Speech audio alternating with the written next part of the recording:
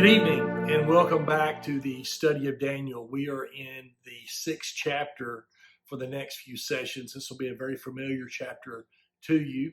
We are in session 16, and so you have time right now if you want to grab your Bible and turn to the 6th chapter. I'm going to give you just a little bit of background. What we saw last time was really the fall of the Babylonian Empire, the Chaldeans, the writing on the wall. And it was taken over by the Medo-Persian Empire of the time. And remember, that is the second part of the statue, the silver chest and the arms that Daniel had told Nebuchadnezzar about. And so we are just starting this reign of the Medo-Persian Empire. Now, at the very end of chapter 5, we see a king named by the name of Darius. Now, this is not Darius I or Darius II that we read about in history. Actually, the only place in history that this Darius is found is actually in the 5th and 6th chapter of Daniel. And so the question is, who is this Darius? Well, some believe that it was just another name that was given to Cyrus. Not really sure I go along with that one so much. There's another one that believes that Darius was actually the leader of the Medes. And the Medes at one time were allied with the Babylonians, and they helped the Babylonians get rid of the Assyrians, who were such wicked people. And then Cyrus the Great conquered the Medes. Now, the Medes kind of became a power around 612 BC. This is kind of when they came in and were allies with the Babylonians. And then we find that they fell around 553 or 550 BC to the Persians. And so King Cyrus really united these two kingdoms together. So that's what gave us the Medes and the Persians. And so it is thought that this Darius that we read about was probably the king of the Medes. And with Cyrus being over him, Cyrus kind of put him in charge of Babylon at this time. Makes a lot of sense, but I wanted to give you, the different sides to history and what people talk. Now, the cool thing about this is that so much of this history is recorded in the Nabonidus Chronicles. Remember those clay tablets? I'm going to show you the clay tablet of this Nabonidus tablet. It was found in 1879 in the excavation of Babylon. And the thing about this, the way this is written, is really kind of a listing of major events that had happened during this time. And so it gives us some confirmation about these different kingdoms at this time. And so it kind of puts us to this first verse in chapter 6 of Daniel. And so we find Daniel, he is really a trusted leader for Darius there in Babylon. So let's go ahead, if you would, and let's read verse 1 here in Daniel, kind of the plot to try to overthrow Daniel. So verse 1 says this: "It pleased Darius to set over the kingdom 120 satraps to be over the whole kingdom." So I don't know, they were just they were in charge, maybe like a mayor or something like that, I guess you would say, probably small areas of the kingdom. Let's look at verse 2. It said, "And over these 3 governors, of whom Daniel was one, that the satraps might give account to them, so that the king would suffer no loss." Now, obviously, the king had suspicion that he was being cheated, that there was maybe some thievery there within the kingdom. So what he wanted to do is he wanted some people that he could trust overlooking his affairs. And so he set these satraps up, and then over them he set these 3 governors, with Daniel being one of them. And so what we find here is Daniel is already in a position, he's in a very distinguished position. And we see that that Darius really likes him a lot.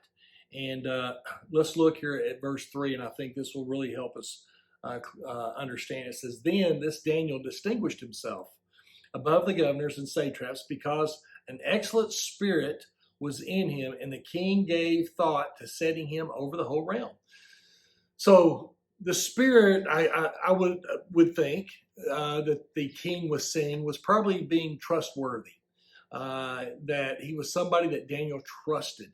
He trusted him so much, and he thought that he was doing such a great job and that he had such integrity that he thought, I can put him over this whole thing and he could rule this for me, and then I don't have to pay quite as close attention because I trust who this Daniel is. There's no question in my mind that he would also have known the history of Daniel a little bit and what Daniel had done in the past. And so the king here is going to put Daniel over this whole realm.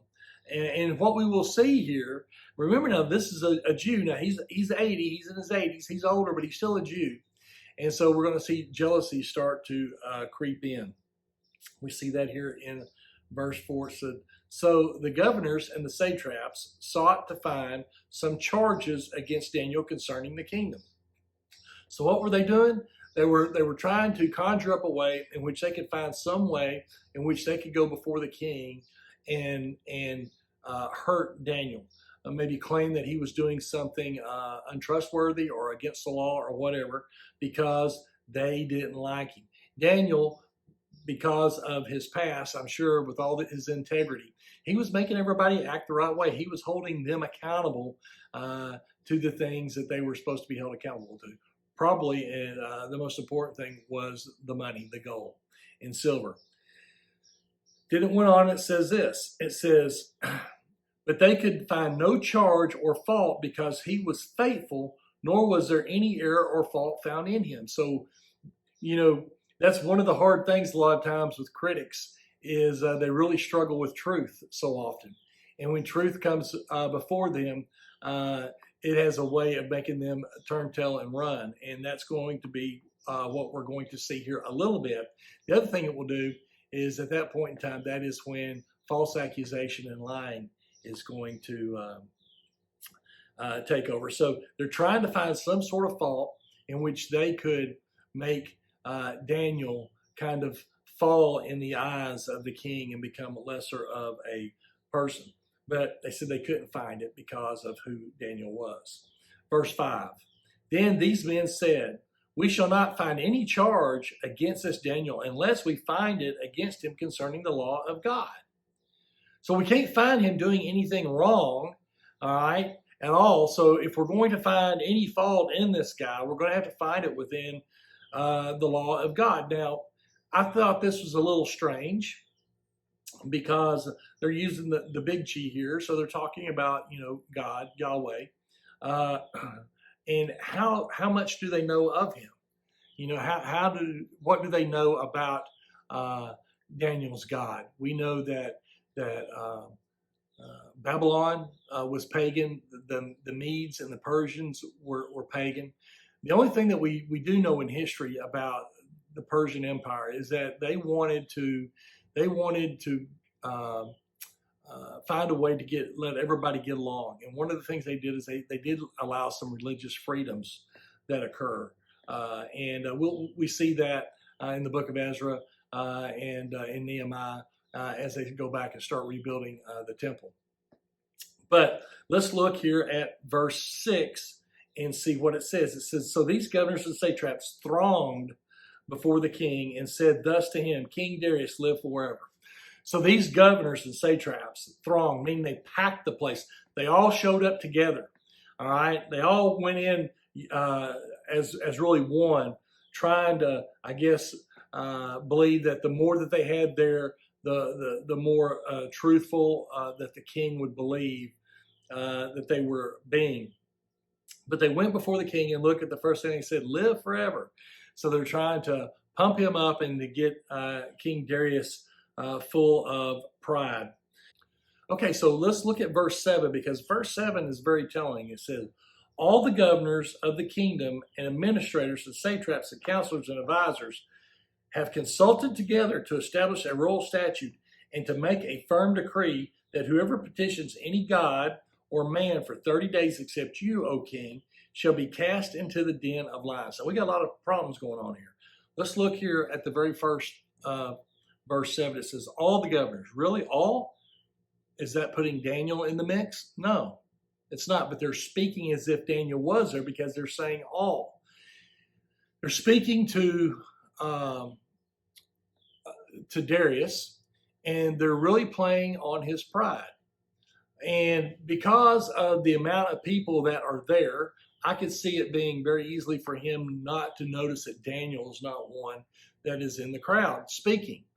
That may have been one of the reasons why they brought everybody, hoping that by having the mass, everybody there together, kind of speaking in unison, that the absence of Daniel would not really be noticed. And so they're speaking as if they've all agreed. They have all agreed except for one, and the one that's in charge, that's Daniel. Because it says that, hey, let's establish a royal statute. Now, one thing that you need to know about the Medo-Persian Empire is that once a law was enacted, all right, once it was enacted, even the king was held accountable to that law. So once he made a decree, that decree held and had to be fulfilled.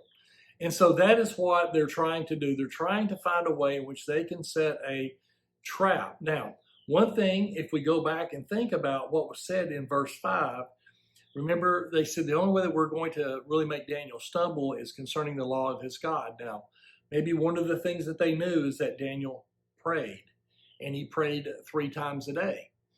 And, he was a busy man. We know that. He ran the kingdom, but he would leave and he would go back to his house, and he had kind of a prayer room, and we'll read about here in a little bit. And he would pray 3 times a day. So obviously they knew that. And so what they were hoping is that if they could come up with this decree that would last for 30 days, that Daniel would have to really prove that he believed in God, because he was not going to be allowed to pray for 30 days unless he went against the decree of the king. And so that right there was the trap that they were laying. And the king, being full of himself, feeling probably good about what they were saying, said, okay. And so what did these nobles and administrators target? Darius's pride, which we talked about. And we, so often through history and through the Bible, we see how big of a problem our pride can get us into. Now let's look at verse 8. It says, now, O king, establish the decree and sign the writing, so that it cannot be changed according to the law of the Medes of the Persians, which does not alter. So I just spoke of that. So once again, what they're doing is they're saying, hey, sign this decree. You know that if you sign this decree that it cannot be changed. All right. And so basically what they're trying to do is they're setting, like I've said over and over, they're setting this trap, knowing that if the king will do this, there is a way in which they can trap Daniel just because of the way in which he worships his God. So verse 9 says this, therefore King Darius signed the written decree. All right. So he signed this written decree and it went into effect. Now, Daniel would have known that this was signed. And so let's look at verse 10. We're about done for this evening. It says this. Now, when Daniel knew that the writing was signed, he went home, and in his upper room, with his windows open towards Jerusalem, he knelt down on his knees 3 times that day and prayed and gave thanks before his God, as was his custom since early days. So this is speaking of a pattern that Daniel had. Now, we remember that Daniel was an exile from Jerusalem, but Jerusalem meant so much to him, even though he had not been there in a long time. He actually had where the doors to his upper room, the windows opened up facing what would be west, basically, at that point in time. So whenever he prayed facing Jerusalem.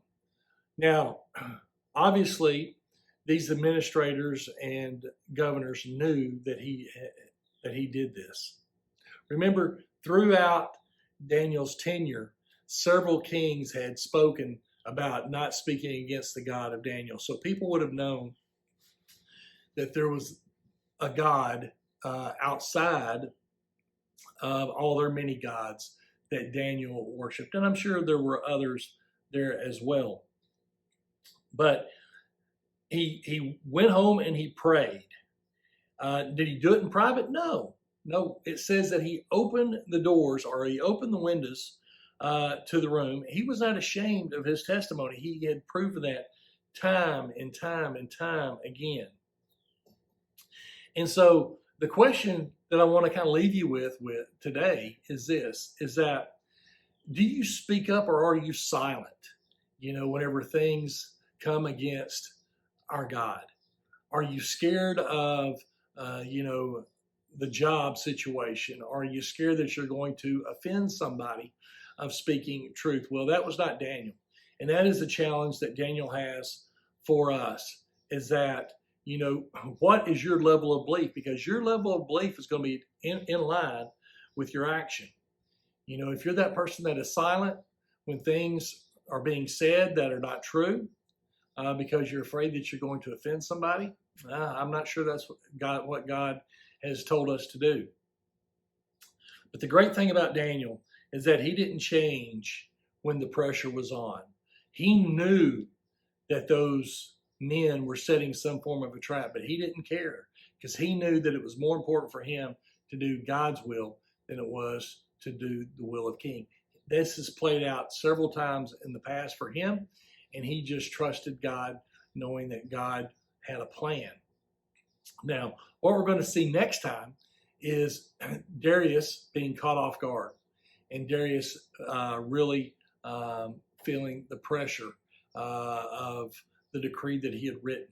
So with that being said tonight, I just hope that this study of Daniel is helping you understand a little bit better. This is one of the chapters that we are so familiar with, Daniel and the Lion's Den, and we'll be looking at that with our next session. But just know that we love you here at Calvary Baptist, and if there's anything we can do for you, please let us know. With that, God bless. Good night.